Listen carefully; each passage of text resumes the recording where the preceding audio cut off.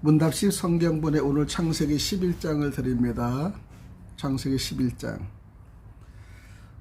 온 땅의 언어가 하나여 말이 하나였더라. 이에 그들이 동방으로 옮기다가 신할 평균을 만나 거기 거류하며 서로 말하되 벽돌을 만들어 견고히 굽자고 아예 벽돌로 돌을 대신하여 역청으로 진흙을 대신하고 또 말하되 자 성읍과 탑을 건설하여 그 탑 꼭대기를 하늘에 닿게요 우리 이름을 내고 온 지면에 흩어짐을 면하자 하였더니 여호와께서 사람들이 건설한 그 성읍과 탑을 보려고 내려오셨더라. 여호와께서 이르시되 내 이 무리가 한 족속이요 언어도 하나이므로 이같이 시작하였으니 이후로는 그 하고자 하는 일을 막을 수 없으리로다. 자 우리가 내려가서 거기서 그들의 언어를 혼잡하게 하여 그들이 서로 알아듣지 못하게 하자 하시고 여호와께서 거기서 그들을 온 지면에 흩으셨으므로 그들이 그 도시를 건설하기를 그쳤더라. 그러므로 그 이름을 바벨이라 하니 이는 여호와께서 거기서 온 땅의 언어를 혼잡하게 하셨으니라. 여호와께서 거기서 그들을 온 지면에 흩으셨느니라. 셈의 족보는 이러하니라. 셈은 백세 곧 홍수 곧 2년에 아르박삿을 낳았고 아르박삭을 낳은 후에 500년을 치르며 자녀를 낳았으며 아르박삭은 35세에 셀라를 낳고 셀라를 낳은 후에 403년을 지나며 자녀를 낳았으며 셀라는 30세에 에벨을 낳고 에벨을 낳은 후에 403년을 지나며 자녀를 낳았으며 에벨은 34세 벨렉을 낳고 벨렉을 낳은 후에 430년을 지내며 자녀를 낳았으며 벨렉은 30세에 르우를 낳고 르우를 낳은 후에 209년을 지내며 자녀를 낳았으며 르우는 32세에 스룩을 낳고 스룩은 낳은 후에 207년을 지내며 자녀를 낳았으며 스룩은 30세에 나홀을 낳고 나홀은 낳은 후에 200년을 지내며 자녀를 낳았으며 나홀은 29세에 데라를 낳고 데라를 낳은 후에 119년을 지내며 자녀를 낳았으며 데라는 70세에 아브람과 나홀과 하란을 낳았더라. 데라의 족보는 이러하니라. 데라는 아브람과 나홀과 하란을 낳고 하란은 롯을 낳았으며 하란은 그 애비 데라보다 먼저 고향 갈대아인의 우르에서 죽었더라.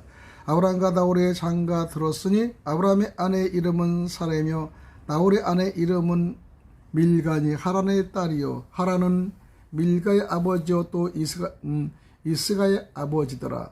사레는 임신을 하지 못하고 자식이 없었더라. 데라가 그 아들 아브람과 하란의 아들인 그의 손자 룻과 그의 며느리 아브람의 아내 사레를 데리고 갈대아인의 우르를 떠나가니 가나안 땅으로 가고자 하더니 하란에 이르러 거기 거류했으며 데라는 나이가 205세가 되어 하란에 죽었더라.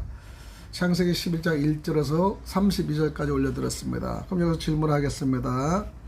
신할 평야에서 사람들이 벌인 일들은 무엇이 있습니까? 답변을 보면 하늘에까지 닿은 배 곧 바벨탑을 쌓아 흩어짐을 면하기로 한 일입니다. 흩어짐은 하나님의 축복에 따른 자연스러운 기결입니다. 그러나 사람들은 흩어짐을 면하기 위해 높은 바벨탑을 쌓고 하나님을 거역합니다. 하나님의 거룩하신 이름보다는 자신들의 명예를 얻기 위해 급급한 자들은 죄를 범할 위험이 매우 큽니다. 질문드립니다. 하나님을 바벨탑 쌓는 무리를 어떻게 흩으셨습니까? 하나님이 언어로 혼잡케 함을 흩으셨습니다. 서로가 하는 말을 알아듣지 못하게 하여 사람들을 흩으신 이 사건은 신약의 오순절 성령 강림으로 인해요 각기 다른 언어를 사용하는 사람들이 사도들의 설교를 알아듣는 사건, 즉 사도행전 2장 1절과 대조를 이룹니다. 질문 세 번째입니다. 홍수 후에 나타난 가장 큰 변화는 무엇일까요? 인간의 수명이 급격히 줄어들었다는 사실이죠.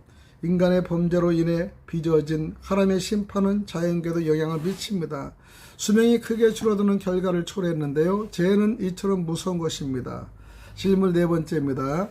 데라는 어떤 인물인가요?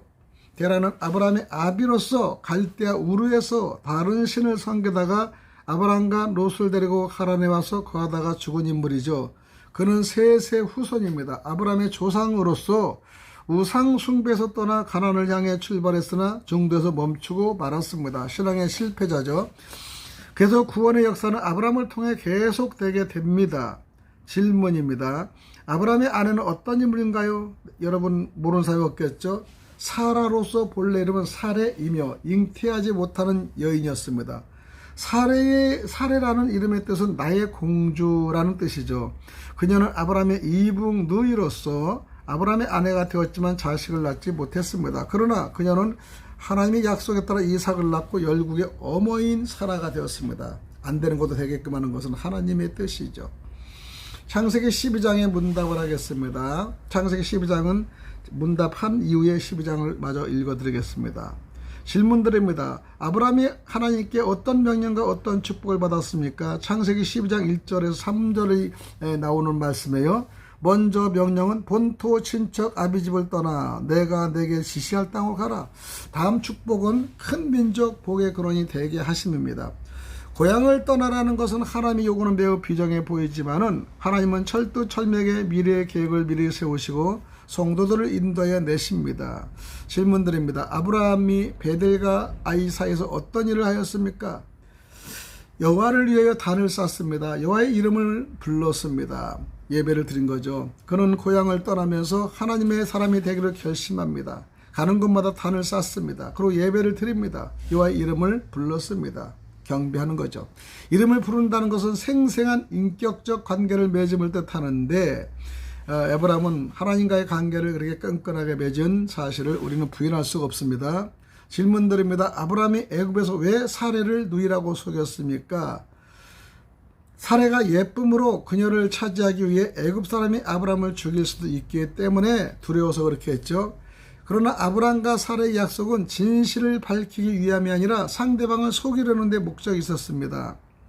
여기서 우리는 믿음의 조상 아브라함의 이면에 감추어진 인간적인 나약함을 볼 수가 있습니다. 우리들도 목회자들이 그런 면을 많이 볼 수가 있죠. 많은 분을 볼 수 있습니다. 없다고는 할 수 없습니다.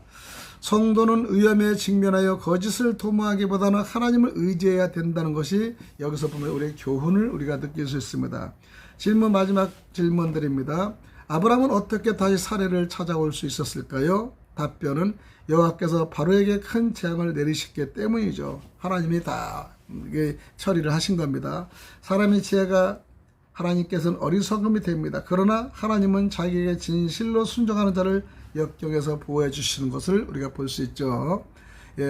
여기까지 우리가 질문을 마치고 창세기 12장을 또 여러분 올려드리겠습니다.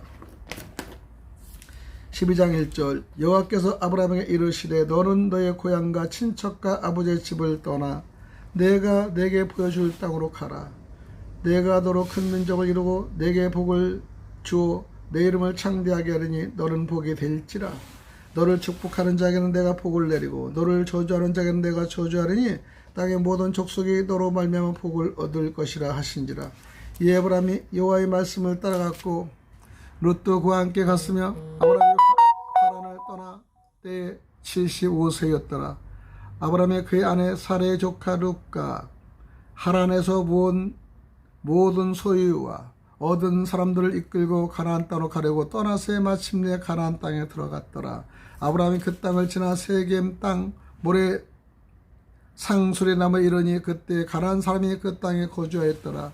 여호와께서 아브라함에게 이르시되 내가 이 땅을 내 자손에게 주리라 하신지라. 자기에게 나타나신 여호와께 그가 그곳에서 제단을 쌓고 거기서 베델 동쪽 산으로 옮겨 장막을 칭해 서쪽은 베델이요 동쪽은 아이라.